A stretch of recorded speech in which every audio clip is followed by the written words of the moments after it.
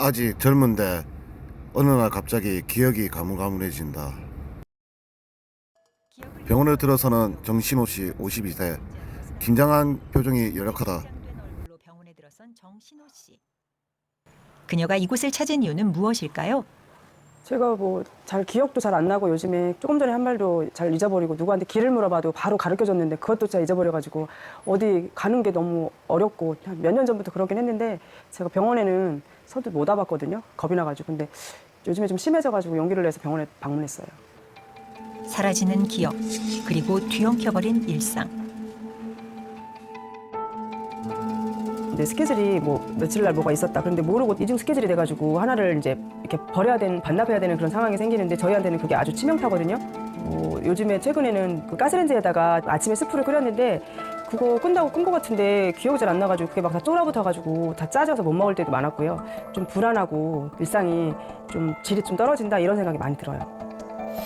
젊은 시절 백화점에서 일하며 똑순이라고 불릴 만큼 총명했던 정신호 씨. 그녀에게 찾아온 기억력 저하는 단순한 노화 현상일까요? 지금부터 인지기능 검사를 할 건데 여러분들도 영상을 보면서 따라 한번 해보십시오. 먼저 좀 진행할게요. 제가 세 가지 단어 좀 불러드릴게요. 네. 나무, 자동차, 모자. 나무, 자동차, 모자. 네. 100에서 7을 빼면 얼마죠?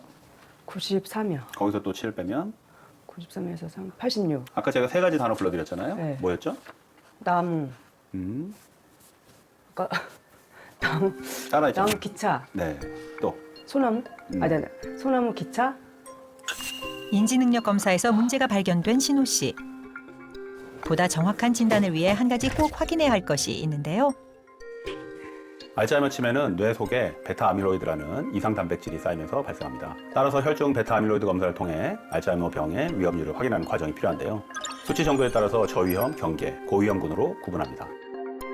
검사 결과 뇌 건강에 적신호가 켜진 그녀. 이 결과는 무엇을 의미하는 걸까요? 나이가 들면 우리 몸의 중추인 뇌에도 노화가 오면서 뇌 부피가 줄어드는데요. 이것은 뇌가 손상됐다는 신호이자 뇌신경세포가 감소한다는 것을 의미합니다.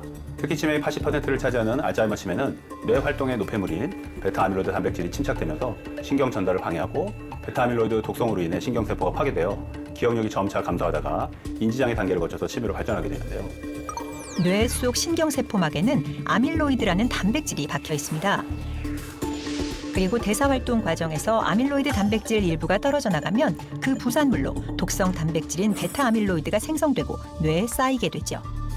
알츠하이머 치매 발병의 큰 원인 중 하나가 바로 수면 부족으로 인한 멜라토닌의 감소입니다. 수면 중에는 낮 동안 쌓인 노폐물을 멜라토닌이라는 수면 호르몬이 청소하게 되는데 수면 부족이 지속되면은 이와 함께 베타아밀로이드가 쌓이면서 임계점을 넘어가면은 증상이 발현되는 겁니다.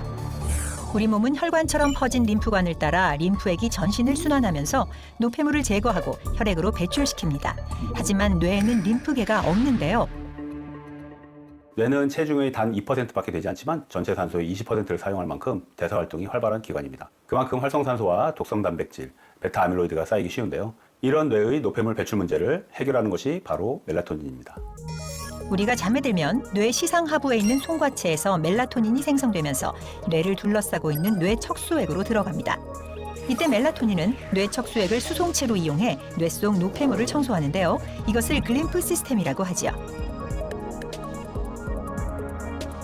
글림프 시스템은 뇌 건강과 멜라토닌의 연관성을 밝히며 학계의 주목을 받았는데요. 실제로 알츠하이머 치매 진단을 받은 이들은 그렇지 않은 노인들보다 멜라토닌 수치가 낮은 것으로 나타났습니다. 글리프 시스템은 척추동물의 중추신경계에서 스스로 노폐물을 제거하는 시스템인데요. 수면 중 뇌척수액이 간질액과 합쳐져서 뇌동맥 및 뇌정맥 주위 공간으로 흐르다가 뇌정맥 주위 공간으로 빠져나가게 됩니다. 이 과정에서 치매를 유발한다고 알려져 있는 이상단백질이 청소되는데요. 수면을 잘 취하게 되면 이 글림프 시스템이 활성화돼서 이상단백질 청소가 잘 되고 수면을 잘 취하지 못하면 이상단백질이 더 쌓이게 돼서 치매와 연관될 수 있다는 연구 결과가 있습니다. 아직 치료제가 없기 때문에 치매의 원인인 베타아밀로이드 누적을 미리 차단해 예방하는 방법밖에 없는데요. 무엇보다 건강한 수면 습관으로 뇌 청소를 미리 꾸준히 함으로써 치매를 예방할 수 있다는 것을 기억하셔야 합니다. 그렇다면 뇌 건강에 적신호가 켜진 정신호 씨의 수면 상태는 어떨까요? 정확한 진단을 위해 수면 상태를 종합적으로 측정할 수 있는 수면 다원 검사를 진행해 보기로 했습니다. 어두운 환경 속에서도 쉽사리 잠들지 못하고 이리저리 뒤척이는 신호 씨. 자리에서 몇 번씩 일어난 뒤에야 간신히 잠드는 모습을 확인할 수 있었는데요. 정신호님은 수면 치매 발병 원인은 수면에 크게 작용하고 있다. 다원 검사 결과 깊은 잠이 많이 줄어들어 있는 걸로 나왔습니다. 깊은 잠은 보통 일반인은 한 20% 정도 나오는데요. 정신호님은 8% 정도 나왔기 때문에 깊은 잠이 많이 줄어들어 있죠. 침대에 누워 있고 눈을 감고 있고 마치 자고 있는 것처럼 보이지만 깊은 잠, 다시 말해 질 좋은 잠을 못 주무시고 계십니다. 이 모든 과정을 진두지휘하는 것이 뇌에서 분비되는 수면 호르몬 멜라토닌인데요. 우리가 잠자는 시간이 줄어들고 수면의 질이 떨어지게 되는 이유는 바로 잠을 자야 분비되는 멜라토닌 호르몬이 부족해지기 때문입니다. 만일 노화로 인해서 감소한 멜라토닌이 지금보다 더 감소하게 되면 수면 시간이 더 짧아지게 되고 이로 인해서 다시 멜라토닌이 줄어드는 악순환이 발생하게 됩니다. 오직 잠을 잘 때만 생성되는 수면 호르몬인 멜라토닌은 뇌의 송과체에서 분비되어 인간의 수면을 진두지휘합니다. 사람은 시계를 보고 시간을 파악하지만 몸은 멜라토닌이라는 호르몬으로 생체 시간을 파악한다고 합니다. 아침이 되어서 빛이 밝아지면 그것을 인식해서 멜라토닌 분비량이 점점 줄어들게 되고 우리는 자연스럽게 잠에서 깨어나게 됩니다. 반대로 빛에 대한 노출량이 줄어들면 자연스럽게 멜라토닌 분비량이 늘어나고 이로 인해서 잠이 오게 되는 그런 효과가 나타나게 되는 거죠. 세계적인 생리학자 러셀 교수는 숙면하는 동안 분비되는 멜라토닌이 건강을 결정짓는다고 강조했는데요. 수면 중 분비되는 멜라토닌은 친수성과 친유성을 모두 가진 양친매성 물질로서 흡수 및 투과성이 높아 혈액을 통해 인체 모든 곳에 즉각적으로 퍼집니다.